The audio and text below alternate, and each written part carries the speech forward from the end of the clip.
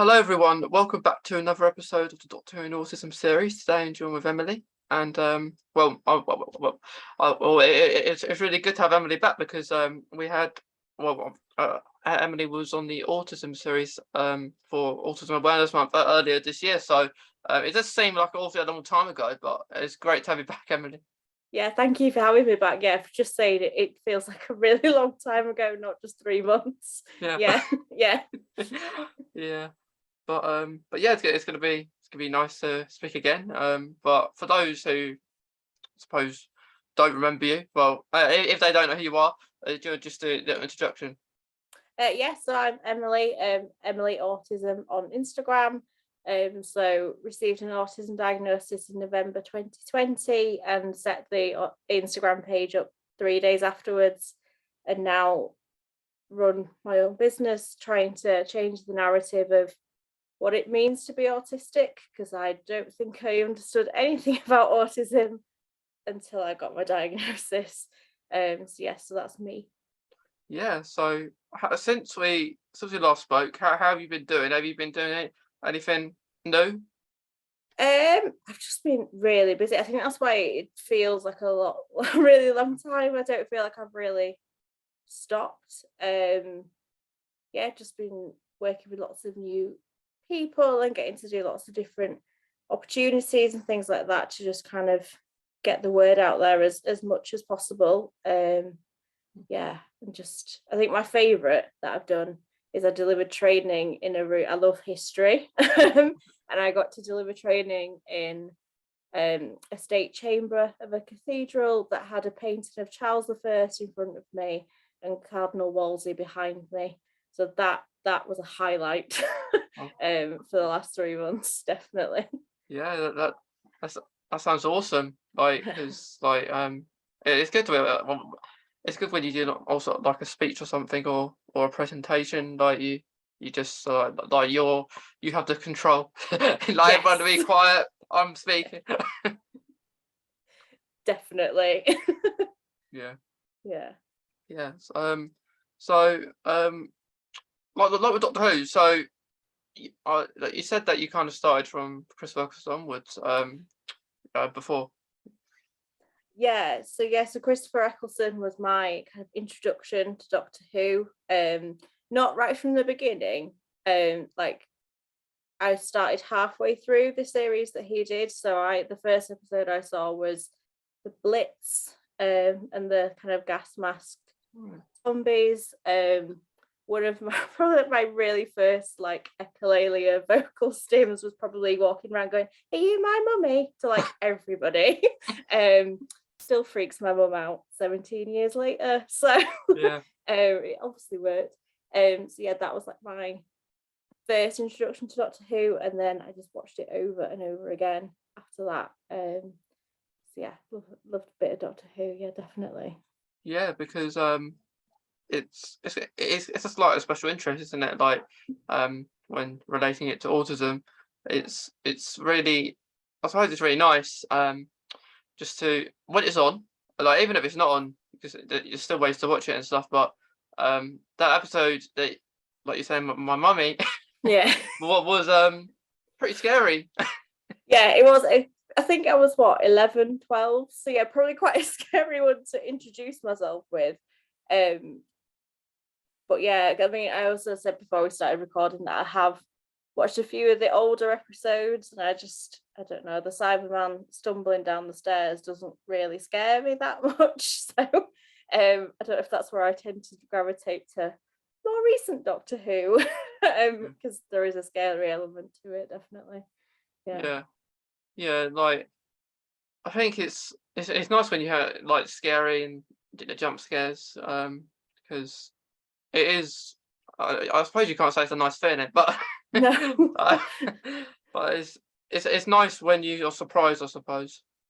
Yeah, that surprise, and I think because it's different, isn't it? It's not like every other program on the TV, which is better, definitely. And yeah, it's something that we could all watch on a Saturday night when it was on a Saturday night. I realise it's now a Sunday night thing, but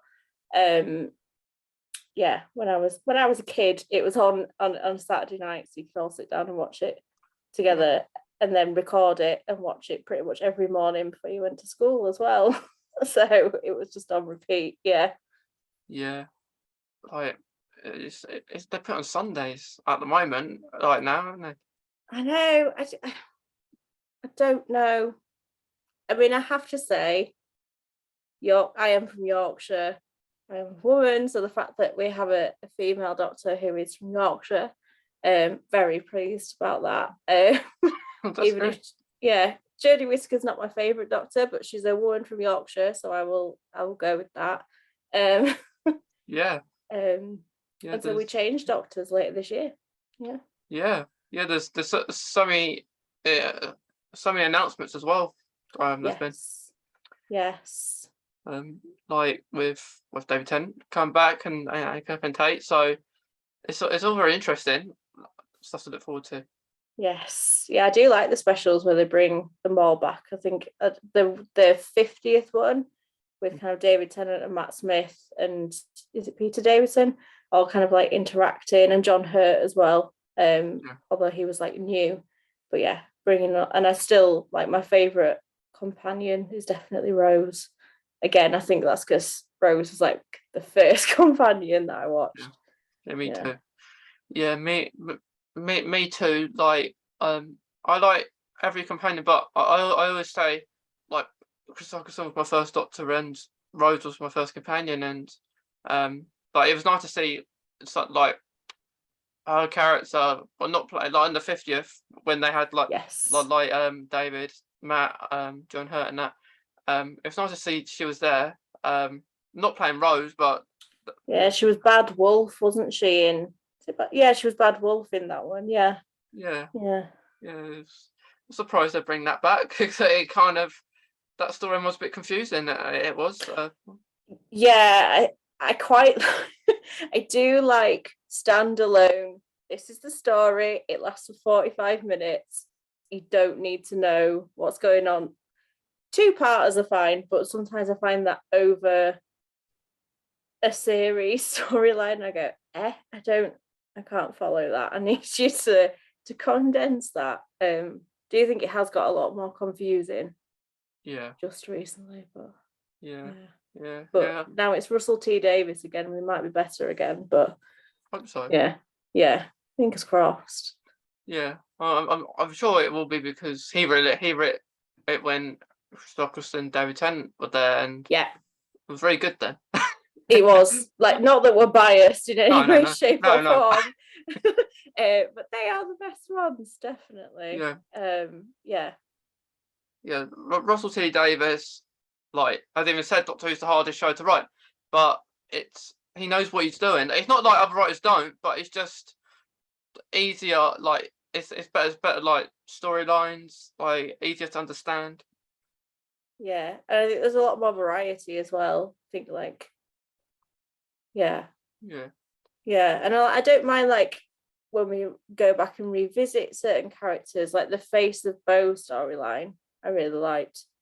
I won't do a spoiler as to what it was, obviously, in case anyone now listen to this podcast and decide to go and watch those episodes. But I do think that was quite, because that was like a series 1, series 2, series 3 storyline, so that was quite a good.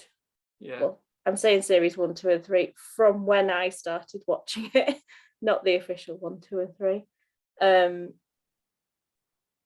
And that was Russell T Davies. So like those were quite good, easy to follow storylines, where it's just like a line where you go, oh yeah, I get it now. Not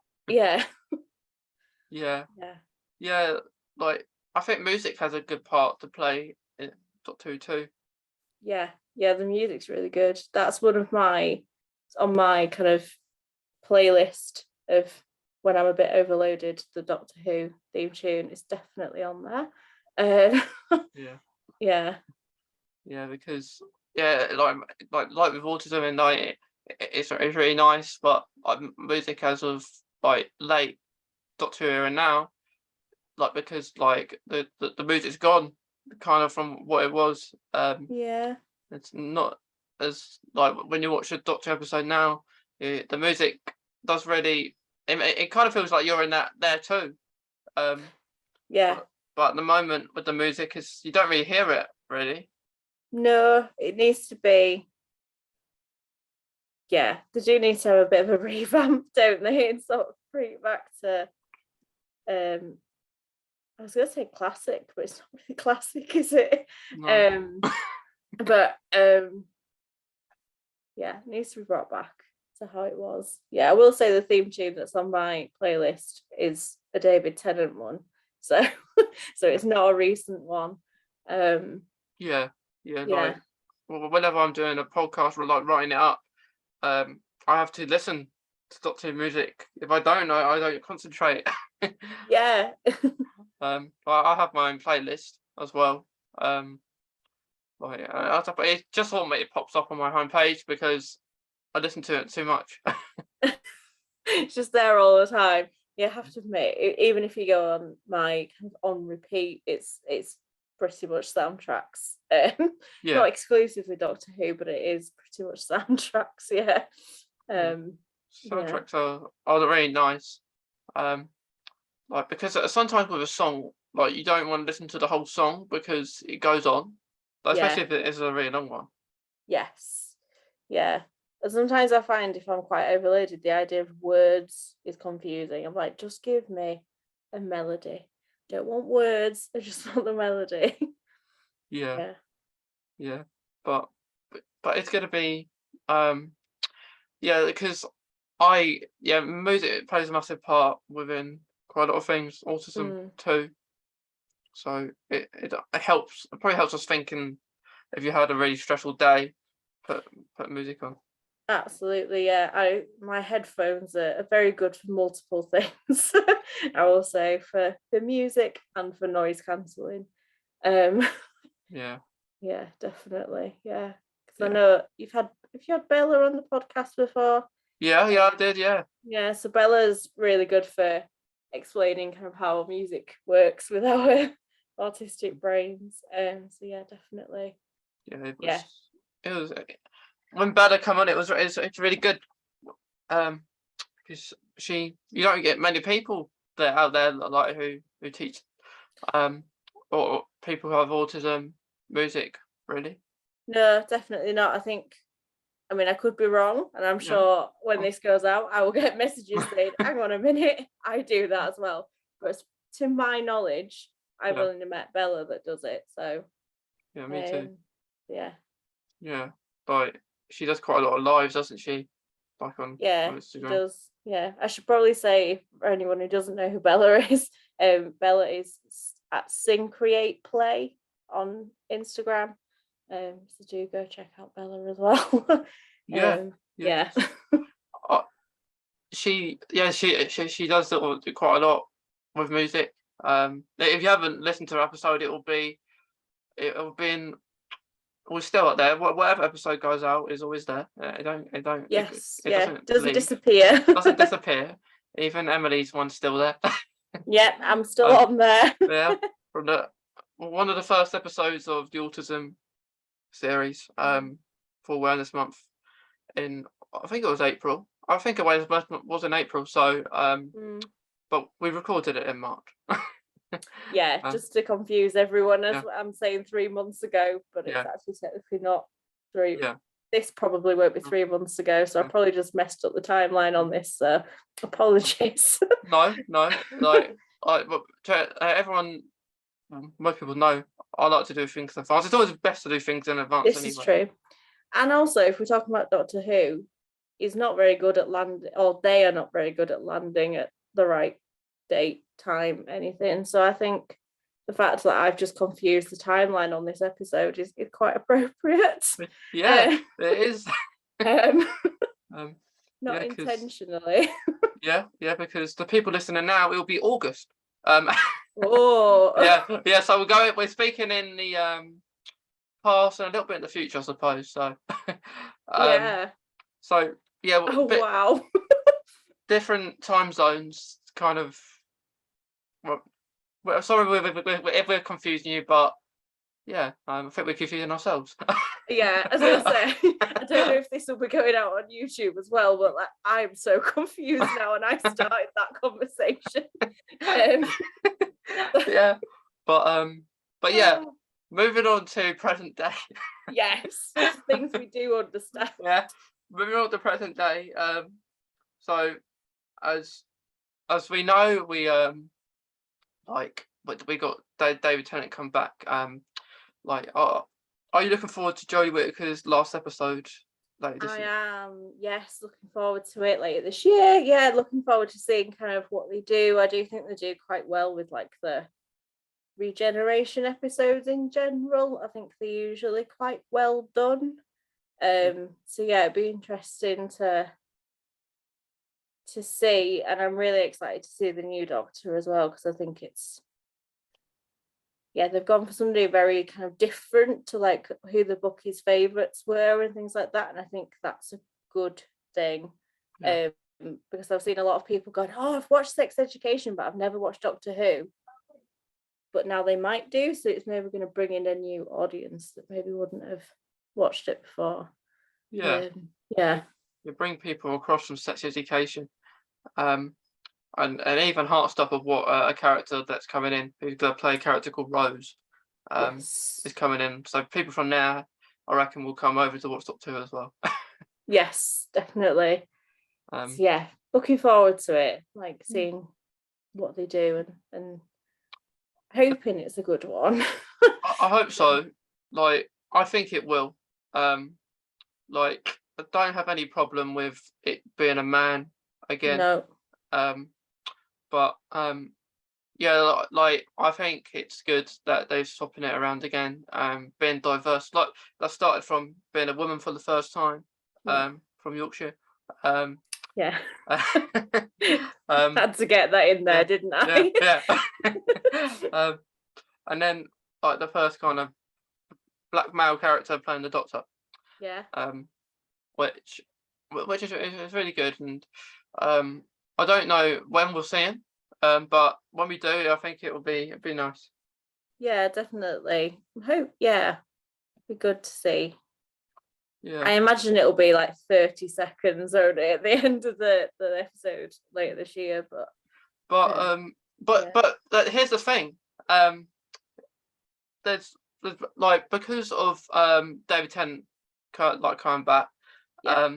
that apparently that like the 13th Doctor, lots of rumors going around, but you just don't know what's going to happen. But there's rumor the 13th Doctor will not regenerate in the TARDIS and potentially regenerate into David Tennant, because they, which kind of does make sense, because you see pictures of David Tennant and Catherine Tate doing the filming, and you haven't really seen any from Shooty, like who's going to be playing the next Doctor on. No. So it's going to be interesting, which would make sense if that did happen in a way, because David Tennant, nothing against Shooty as an actor, it's just David Tennant's more experience, and he's been in Doctor Who before, so it might be a bit soon, as well, with this being in the 60th anniversary, as well, it may be a bit much for him just to go on it from the off. Yeah, because Matt Smith was more established by the 50th, wasn't he? Yeah. Like 3 years, 4 years. Yeah. I can't remember. So I kind of think that is quite likely, and to happen. It'd be nice if it was a regeneration outside the TARDIS, because there hasn't been one really, especially like in New Who, like from Crystal onwards. No. I think there might have been one or two in Classic Who, possibly. Yeah, I can't think of any in the ones that I've watched. No. I could be wrong. Again, I'm going to put that out there, but yeah, I can't think of any. Yeah, I could be wrong too, but it's just something that's kind of interesting. It'd be interesting to happen, and you could tell why they bring David. There's reasons why he comes back. One, that he loves Doctor himself. it's David Tennant. Yeah. You can't not bring him back. No, and another one, that he wants to get the views up. Yeah, this is true. If you put David Tennant in it, that people are going to watch it, aren't they? Because Yeah. He is my favourite Doctor Yeah. Who. Here's mine too. Yeah. He like when someone says me to the Doctor, in my mind that is David Tennant. Not that no Yeah. other Doctor is not the Doctor. It's just that you picture him as the Doctor. It's David Tennant. Yeah. And I'm sure people of different generations will go to different people. Yeah. Like some people be Tom Baker. I suppose it depends Yeah. who you grow up with. Like David Tennant. I cried when he left. That I don't want to go. That was don't ever do that on a regeneration again. That was too hard. He said that on the 50th, didn't he? As well, right at the end, when he's going to enter his TARDIS. Yeah. Yeah. But if it is him, because the stories, it might not be the 10th Doctor, it might be the Human Metacross, the Doctor, it might be someone else. Maybe a darker side of the Doctor. Yeah. Because didn't they say, and I could be completely wrong, that the Doctor can only regenerate a certain number of times anyway? I think it was 13. Like, if I'm not wrong. That's what I thought. But then there's John Hurt, who was also, sorry, spoiler, the Doctor. So surely we've now exceeded our number of Doctors. Like, if you count the future of Doctor as well.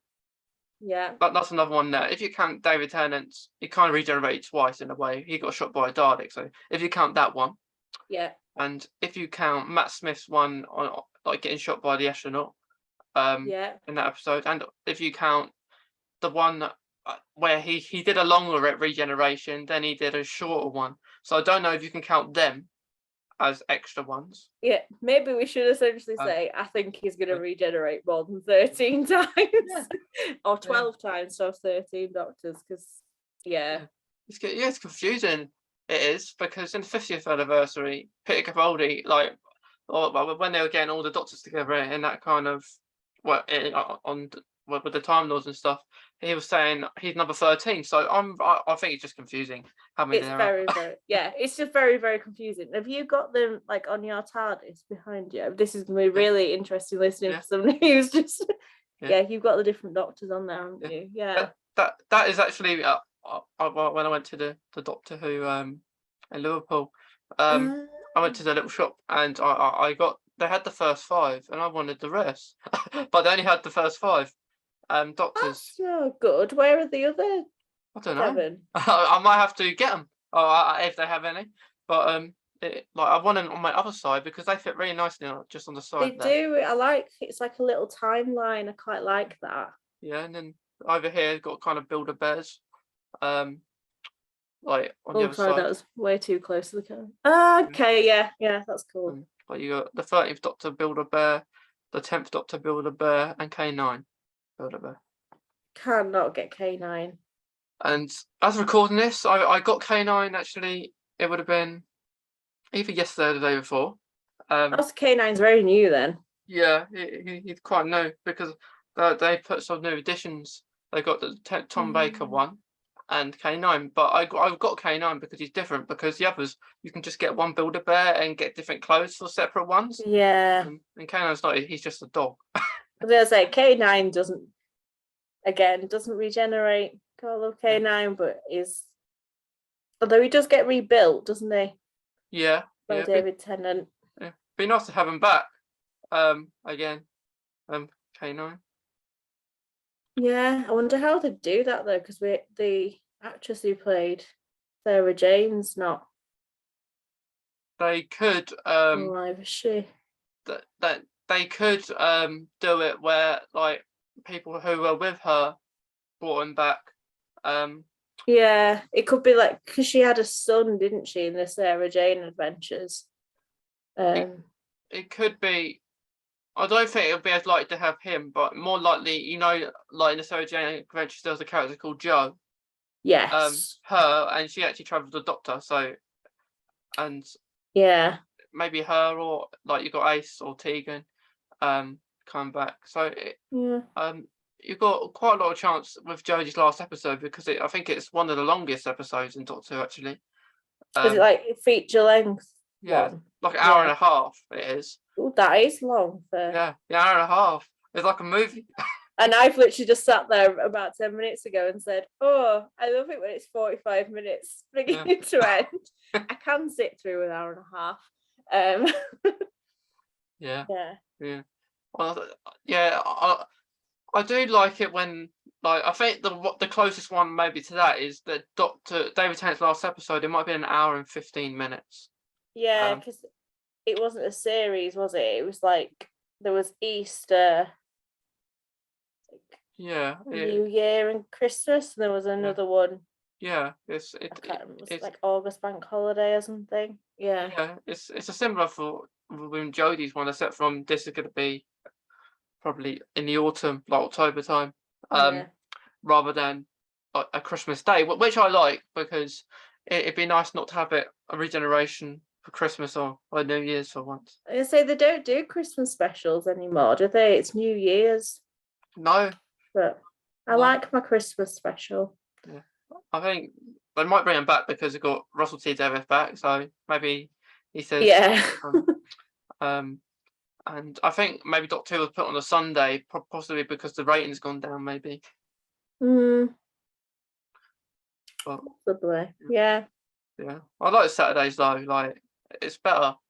It just feels like Saturday night viewing, like I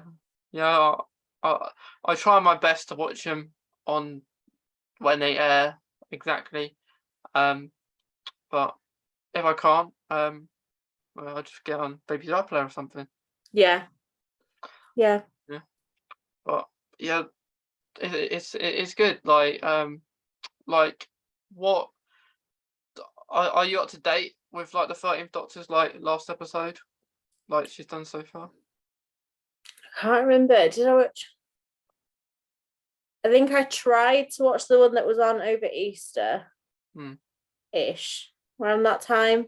And I couldn't follow the storyline, if I'm honest. This is why I'm very much like, bring back simple storylines. I just was like, I'm so confused. And was it like a statue that wasn't a statue? It became like a sea creature alien. Yeah, I think it's some sort. It's the Sea Devils on it. Was the Easter one? Yeah, and I think the advert, I was like, oh, this is gonna be amazing. I think I sat through 15 minutes and just went, I don't understand this. So I love Doctor Who, but please make it more simple again. I find it frustrating because I'm like, I really want to sit down and watch something.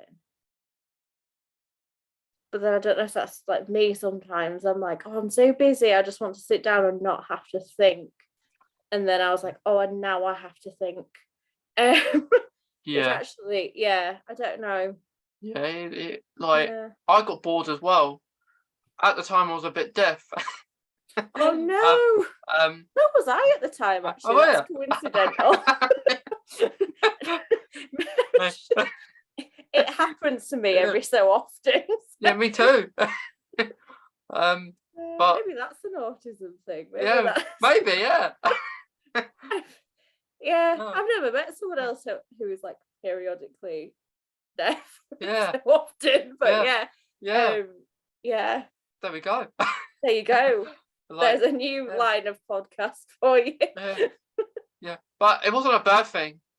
I wasn't fussed that I was deaf when watching it because I wasn't enjoying it. I feel like I should be like, this is a Doctor Who podcast. I should be like, really, like, this is amazing. But I feel like, you need to sort it out, Russell T Davies. I'm not. I will. I'm very excited to see kind of her last episodes. I just hope I can follow them. But we just had a moment at home where I turned to Mum and she turned to me and we both went, I can't follow this. It's something that you can't follow, and there's so many stuff that hasn't even been resolved, which you feel like it's going to be like that, like you may not follow it. But I won't be sad for Jodie. Well, I don't know. I suppose it depends, but I'm not as attached to her as the Doctor. No, I think, yeah, Yeah. as I say, woman from Yorkshire, yay. But yeah, just not my favourite. Yeah. Yeah. Like I always say, I hope Yaz turns evil. Yeah. It is nice to hear a Yorkshire accent on the telly. Because I don't hear it very often, do I? No, I don't. So yeah. Yeah. Yeah. But yeah. It'll be maybe a little while longer. You can. Yeah. I just have to go back and watch, like, I was about to say Broadchurch, but Jodie Whittaker doesn't use a Yorkshire accent in that, so maybe not. Like she was in something called Trust Me before Doctor Who, which I did watch, just to know her, I guess. I was gonna say, when you see the name, you're like, I have no idea who that person is. Let's watch everything they've been in. Yeah. We did that with David Tennant when he was announced. We were like, let's watch everything he's been in. Yeah. Couldn't do that so much with Matt Smith because he'd not really been in that much prior to Doctor Who. That's what they like to do, don't they? That they like an actor that hasn't been much before. Yeah. Apart from Peter Capaldi, and he was one that I was like, no, because he was rescued from Pompeii by David Tennant, so he can't be the Doctor because he's in Rome. They moved him to Rome again. Apologies, but yeah, he's from Pompeii. I was like, that can't follow that. What's that? Oh, Karen Gillan was in that episode too.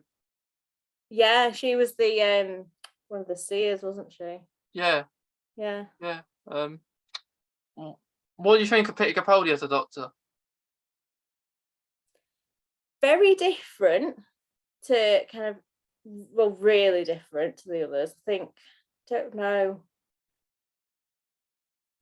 hard to read maybe a little bit, but I think all the way through in my head I was just like, no, he's in Pompeii, like you can't. And I think that was just my brain of, no, I just can't. Yeah. But yeah, I liked the companions like Clara and Bill and stuff. I thought that was really good to have that kind of diversity and stuff. Yeah. And again, I liked his regeneration episode with the Christmas truce and the First World War. Again, linking to my love of history. I thought that was really good. Yeah. Yeah, they do like to do a lot bit about history, don't they? Yeah. Yeah, so I've just talked about Pompeii for like 5 minutes. Like, obviously that's history. Yeah. Yeah. What did you think of Peter Capaldi? He like you said, he a bit different. Yeah. I didn't from first episode, David Tennant loved him, Matt Smith loved him first episode. Peter Capaldi took a bit longer. Yeah, I sort of watched the first few and I was like, oh, am I sure? But yeah, it was very... Yeah, no, then you have to get used to him. Yeah, it's just as you get used to him, you're like, oh, and now here's another person. No. Yeah. Which is the nature of Doctor Who, isn't it? Like, that they change. Yeah. Well, why can't they just keep one actor? Yeah, come on, David Tennant. You should have been playing this for like 15 years now. What's going on? To be fair, you have been playing this for 15 years because you keep coming back. Yeah, like the 10th Doctor seems like we're getting into the 14th. Like, I think we are. Anyway, like I don't know. I would have thought we are, but it just depends if David Tennant playing 14th or is he playing the 10th Doctor. It's really confusing. It's really confusing. Need like those timelines like they do for Star Wars sometimes. If this is what's happening here and this is what, like, I need a nice timeline. Just tell me what's going on. Yeah. And they also like they jump in age as well, and you're like, I'm really like chronologically, where are you? Yeah. Yeah, because it doesn't age, David Tennant. Really. No, he's 51 and he doesn't look much different. Yeah. You've got even like Bernard Cribbins come back too. Yeah. Yeah. I liked him and the Doctor. Yeah. He's 93. He is, I think. 93? Yeah, he's coming back, yeah. Good on him for still Yeah. going at 93. I mean, Yeah. I'm not gonna lie, I probably still won't be doing autism podcasts at 93. Yeah. Me too. I don't think I will either. No. As much as I enjoy them, I don't think I'll still be going at 93 on them. So yeah, good on Bernard Cribbins. Yeah. He's one of my favourites as well. With travelling with the Doctor. Yeah. Like Because like his role in like the last 2 David Tennant ones as well. Like really. Yeah, and like the Master as well, John Sim. Yeah. And yeah, you have it's really good how they do things. Like but would like some new monsters. Yes. Yes. Bring some old ones back, like Slovene or something. I liked the Slovene. Slovene in Downing Street, classic. Yeah, it was funny, that was. I know a lot of people were like, oh no, like farting aliens, but no. As a kid, to be fair, it's still funny, and I'm 29 now. It's still funny. Yeah, like, oh, come on, bring back Slovene. They need to be brought back because there's nothing wrong with a farting alien. No, like, I'm sorry, but farting is just. I didn't think I'd be saying this on a Sunday evening, but farting is quite universally funny, isn't it? Yeah. Especially when it's an alien. Yeah, it was the fact it was in Downing Street as well. I was just like, Yeah, it was quite funny. Well, I think the Ninth Doctor said he said a joke about the Prime Minister or something, and it was quite funny. yes. But Yes. but yeah, like really good. Like a 2-part. I like when they do 2-parters. I do. Yeah. Like Yeah. 2-parters are good. Like there's been a few. Like the last one I remember was the Spyfall episodes. With the 13th Doctor. Yeah. I believe. Yeah. But yeah, I think that like 2-parters are really rewarding. Like you wait till next week on a cliffhanger, and then Yeah, I like that cliffhanger. The thing, like, so, like, there was really, again, David Tennant had some good cliffhangers in those 2-parters. They were really good. Yeah. Yeah. Do you have any favorite episodes or an episode? So I really like the one that I watched first, so the Blitz one with the gas mask. But I think that's because that was like my introduction to Doctor Who, so I really like that. And then I really like the Pompeii one, but again, that's probably like my interest in history.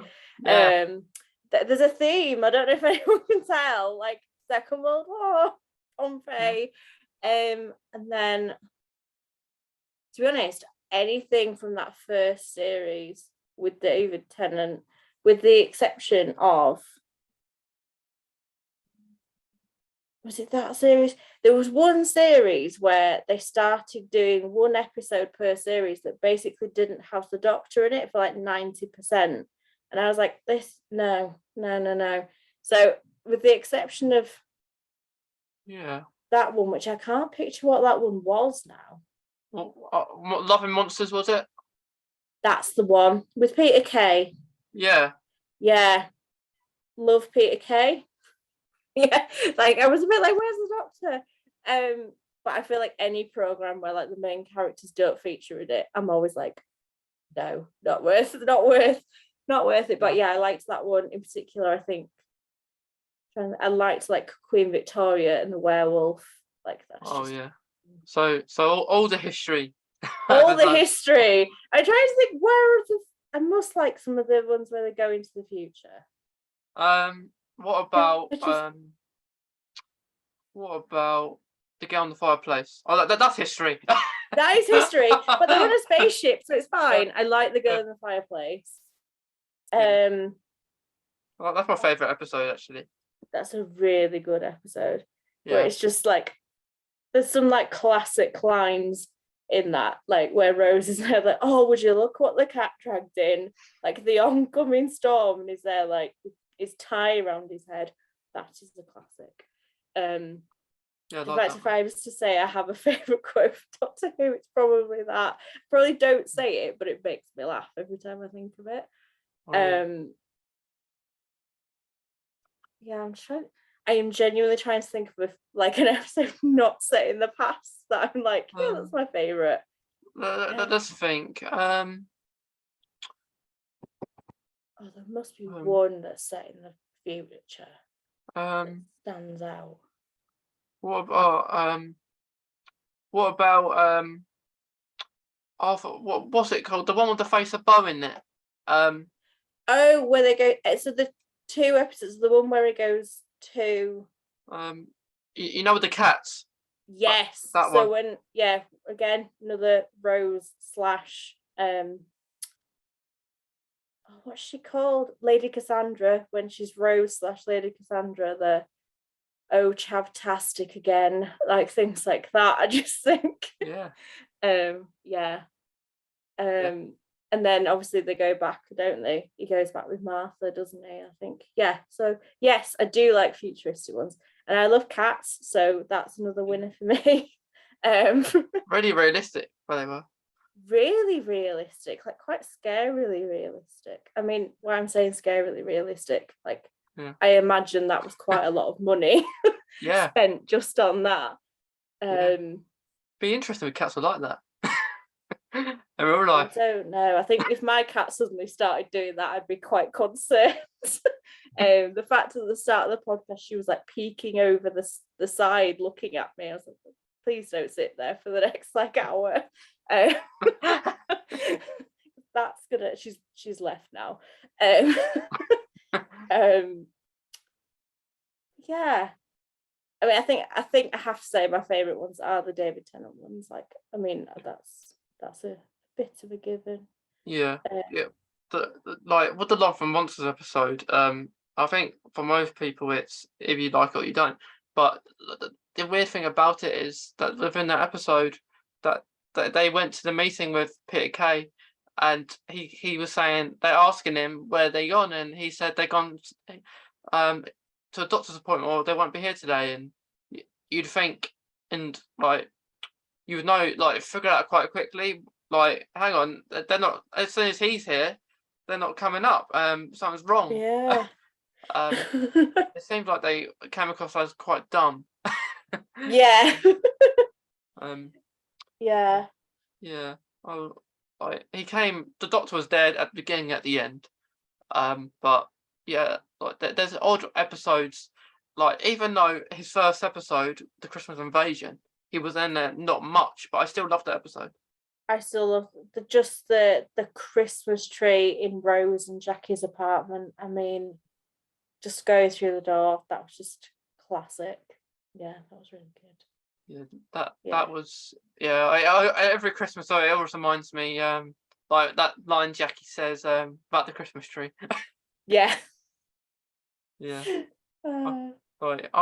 Even realistic things happened too, especially growing up. I was worried about what's going to happen. I think that probably my autism actually, because shortly after I was diagnosed, I had to see someone because I was believing these things were happening. Yeah, like any episode with the Weeping Angels. Like I know everyone was like, oh, and yes, they are really scary. But the second somebody says don't blink, you just don't blink. Like, come on, like they've told you, they've given you a very, very literal instruction of don't blink. Yeah. I can not blink for a while. But yeah, I was gonna say it's hard, isn't it? But I think even in my head, I was like, you've been to, like that whole. I mean, it'd been such a boring episode, wouldn't it? Just 3 people not blinking for 45 minutes. Thinking in like the first one. Yeah. Every week they put an Angel episode has been really good though. They have, like the one with the Doctor and Amy and That one River was good. Song. That's a futuristic one, isn't it? There we go. I like that one. Yeah. Yeah. Yeah, Um, I like them ones. Like and- the Girl on the Firepost, I was actually scared of that when I was younger. yeah, it was the clockwork face. Yeah. Yeah, and So I don't. underneath the bed. Yes. And I don't like masquerade type things anyway. So I think that just added Yeah. to it. And her Yeah. dresses are amazing. On like a total side note, like I would never wear that because I like to be able to breathe. But like they're really nice dresses. Yeah. It was Yeah. like I would like to see her back or as a companion of like Madame de Pompadour. It would be I nice to mean have her. it's such a satisfying name, isn't it, Madame de Pompadour? Yeah. It's history as well. It is history as well. Although, isn't there a reason why she could? Oh no, because literally, if there's a spaceship where your life is all on it, Yeah. you can come back even if something has happened. Yeah, because I know they bring back these more sane characters, like, Yeah. but they should bring back ones that maybe you wouldn't expect. Like I know we probably never expect Wilfred to come back in a million years, but it's like those ones like Madame de Pompadour's like in an episode or something.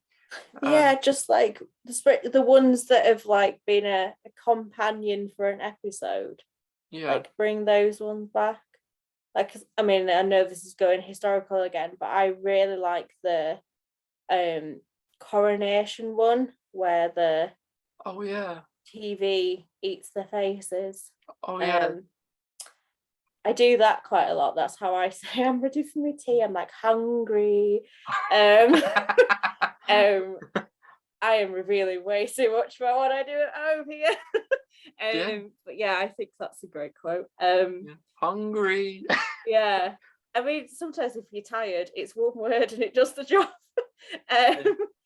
So yeah. That episode was quite funny actually. You know, I remember when David Tennant, 10th Doctor, went into the house, and the other guy was being quite rude because the Doctor told him to put the flags up, and it was really funny. And then Rose corrects him because it's not called Union Jacks, was it? Union Jack, it's the Union flag, isn't it? Yeah. This could be the wrong way around, but isn't it the Union Jack when it's flown at sea? Yeah, I think so. And she's like, Mum went out with a sailor. Like that's like and he's just like, of course she did. Yes. That like, and they had that one, then they had the Olympics one as well. Yes, I liked that one with the little girl that drew. Yeah. Friends, and then they kind of disappeared. I bet most people after that episode, but like if someone was like, can I draw you? Yeah. They're like, no. No, thank you. Like, I watched that episode now though, and it's like because of when it was filmed, that was them going into the future. Oh, that was 10 years ago, the Olympics. Yeah. Yeah. Yeah, that was Olympics 2012, I think it was for. It was, yeah. I've still got Olympics 2012 like cup actually. Amazing. Yeah. I mean, that is amazing actually to have managed to keep a cup for 10 years. That does not happen in this house. Yeah. But yeah, that was like they start to do. I think they should do more like that because they've only got one Poppy episode really, like the human one where they represented that. I believe the Halloween we had last year was the only Halloween one I've ever seen. Yeah, definitely. There should be like more. Yeah, more maybe seasonal episodes or like to represent different times in the year. Yeah, like the Olympics, like everyone knew that was coming, so that's like a big event. I'm trying to think. Yeah, there's so many good episodes there. I will all remember. Like, do you remember the Matt Smith episode, like the Rebel Flesh? You know the flesh ones. Yeah, when Amy was taken over, wasn't she? And Yeah. yeah, I always remember I had a barbecue that day, so I remember them. Like it might have been the first part or the second part. I'm not sure, but I always remember that. And at that time, I was scared to watch it because I think it's really realistic and like. I don't know. yeah. You want the stuff that's more realistic is more scary, isn't it? I think. I don't Yeah. know. Like some things, I'm like, oh, I don't. The silence as well. They were really scary. They were really creepy. The idea that you turn around and forget them, and then Yeah. yeah, Bash the Narada. As well. The ones with the they were the shadows. shadows in the light. Yeah, shadow in the library. Yeah. I like that episode. Series 4 for me was series 4 and 5 were the best. Yeah, I really 3, like 4, 5. Midnight from series 4, where he goes on the Yeah. the trip to go and ends Yeah. up. Yeah, I always say that's really good acting because it's really hard to speak to someone at the same pace. it is absolutely, that's really difficult, and it had soon to be Merlin in it as well, Colin Morgan. Was that aired before he was in Merlin then?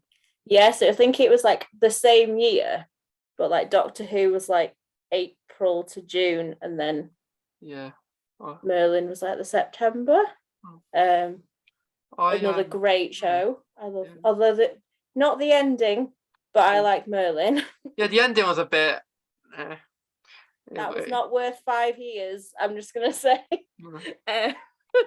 Yeah. Yeah. But yeah, I like Midnight as an episode. Because I actually watched Merlin in lockdown. I did. Ah, okay. So is that the first time you'd watched it? Yeah, because it was on Netflix, or it might still be on Netflix. I think it is. Yeah, I think Doctor Who and Netflix are on Merlin. I mean, that makes no sense. But I think Doctor Who was on Netflix, but it got moved to BBC iPlayer. It did. Yeah, Merlin is on there because Merlin is, yeah. Well, as of the date we're recording this, it is. Whether it is in August, because it's on my watch again list on Netflix. All right. Yeah, so I think it is still on there. Yeah, it is very good. I liked Merlin. I got really into it. But like you think you're going on to that last episode. No spoilers to anyone else, but you wouldn't think what happened was going to happen. You thought that everyone was going to be all right. Yeah, I would say anyone watching Merlin, stop on series 5, episode 11. 12 and 13 really aren't worth the hour and a half you'll sit through. Yeah, because like speaking of the dragon, he could have called the dragon any time to take him there. Yeah. Couldn't he? It didn't make no sense. It literally. Because he calls the dragon for unnecessary things, really, at times. Yeah, he did. Like, he would every time throughout the entire series. Oh, I'm a bit stuck. I'll call the dragon. In that situation, I won't bother. Like, come on, mate. Yeah, but even though those last few episodes may not have been the best, but I did like some scenes in it. I liked when he told Arthur about his magic. I like that scene. And I like the music as well in there. I love the music of Merlin. That's another one that's on the playlist. Me too. And obviously, at the time we had no idea when that episode of Doctor Who came out, but no, for me, he was just another character. I was gonna say, it was just a little, like, wasn't it called like Jethro or something? And it was just like a snotty teenager. He acted like a bit like Merlin, really. Yeah, he just had an attitude problem essentially, but maybe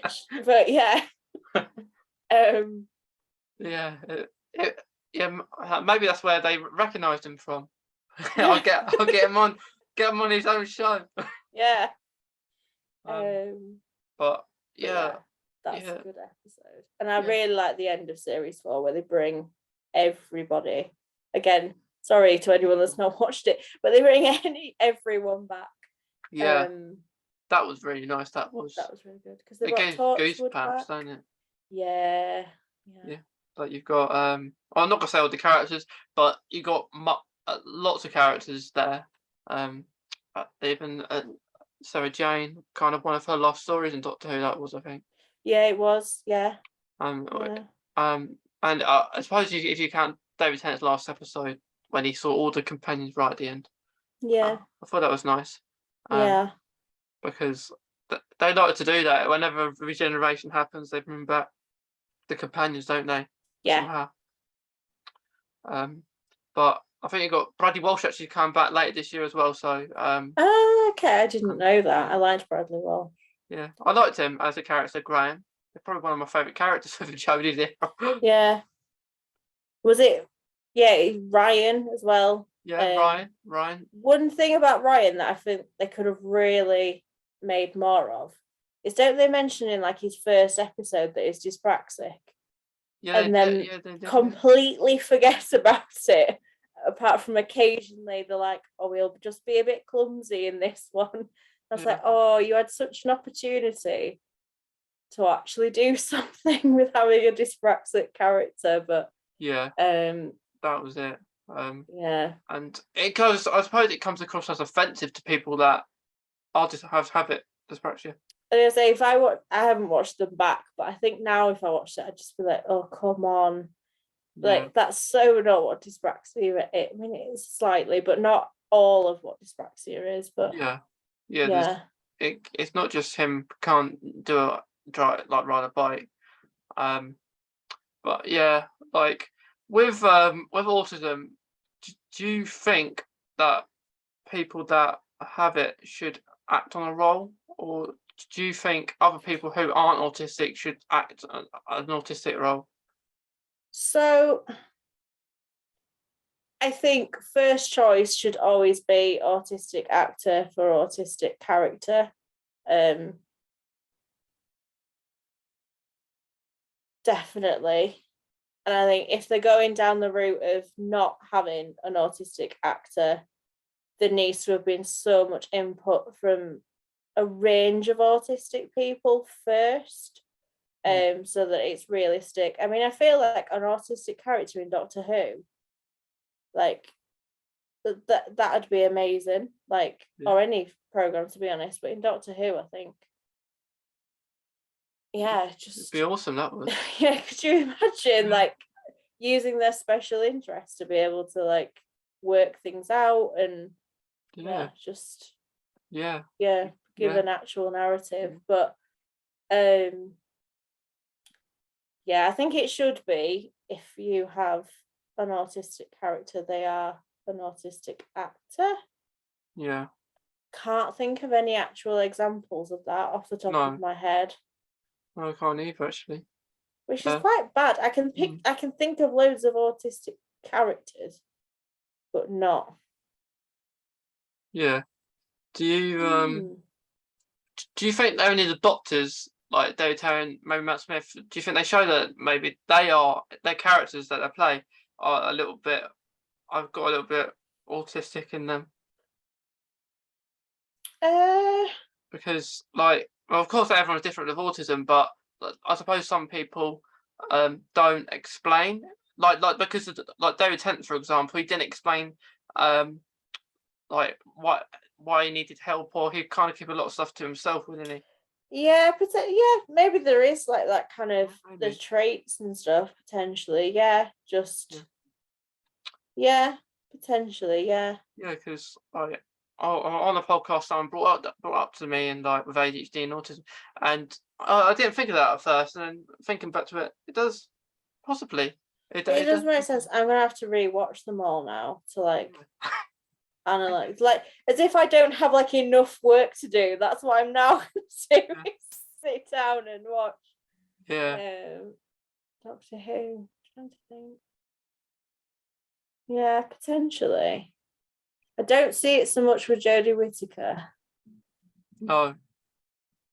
But maybe like David Tennant, Matt Smith. Yeah. Yeah. Yeah. Do you think it's really relatable, like the two, Doctor Who and autism? Yeah. Like, as like a special interest, like Doctor Who is kind of I never noticed, like, because I find quite a lot of people with autism like Doctor Who. Yeah, absolutely. Yeah. And I think it's something I've gone back to because I just think just popped into my head then. So when I had chickenpox as an adult, I didn't have it as a child. So I was really poorly with it and I didn't sleep for 48 hours. And I stayed downstairs. We established I wasn't going to sleep. So I just binge watched Doctor Who. And that was like so I don't want to say that I associate Doctor Who with chickenpox because that's not a nice association. But the fact that it's taken me an hour to think of that is quite good. I think it's like a safety thing to go back to, and it's different, is it? But essentially it's somebody who is getting to do all these like amazing things, and actually they're not perfect. There's all these kind of different barriers in the way, and I think how he kind of interacts with people and stuff is really interesting. And good to go back to. I say they because we have a female doctor present. Like I agree, because it's like a special interest within autism, and I it's kind of something I never done a series based around a special interest specifically and autism, because I thought it was a good idea, because like as I said before, I have some people on here don't know much about autism and educate them, and people have autism, so I thought it was a nice thing to do. Long as people enjoy it. I was gonna say I've enjoyed it. It's been a great way to spend my Sunday evening. It's probably not a Sunday evening when this is going out, so again, apologies for just messing up the timeline on your podcast. I think we might have to call this episode the Emily makes a mess of it episode. Like the something about timelines, maybe. I feel like that's really appropriate for Doctor Who, though. The different time zones, the rupture of different timelines. I think that'd be great. But it's been great, Emily. But before we go, but I know you said some autism advice before, like probably March, April. Oh, let's not go back into time again.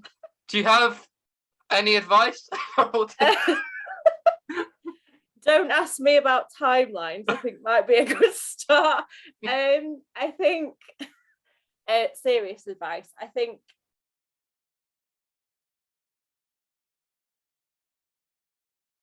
I don't know. One thing that I think I have found since I was on last time is just actually not comparing myself to others, in particular those that aren't autistic, because I think I compare myself a lot to others, and then I'm like, well, why can't I do that? And I'm like, well, the reason I can't do that is because I'm physically exhausted after 30 minutes. Well, not mentally exhausted. So I think, not comparing ourselves to others and just being kind to ourselves, and just that, you know what, sometimes there are going to be, it's amazing to be autistic, but it's tiring sometimes. It is tiring. I hope that made sense, because I've realised I've made some real nonsense in the last hour. No, I think it made perfect sense in this current time.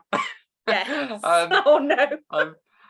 But last thing, I know you said it early on about like favourite quotes and that, but do you just want to say it again, if it is the same one, just to finish?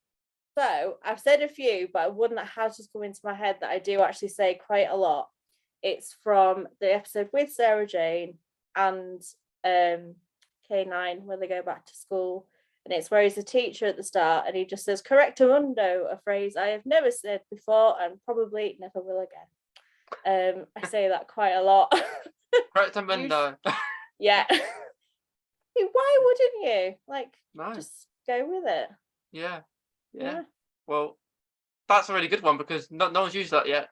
Yeah, and probably never will again. Yeah, probably There we never go. will again. But yeah, it's well. Let's leave a mundo. Yeah.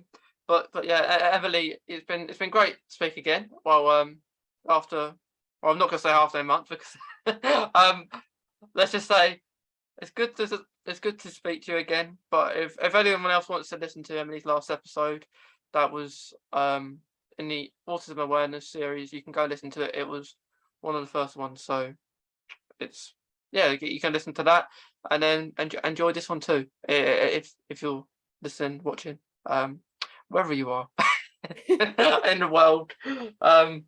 But yeah, Emily, I'm glad you enjoyed it. It's been awesome.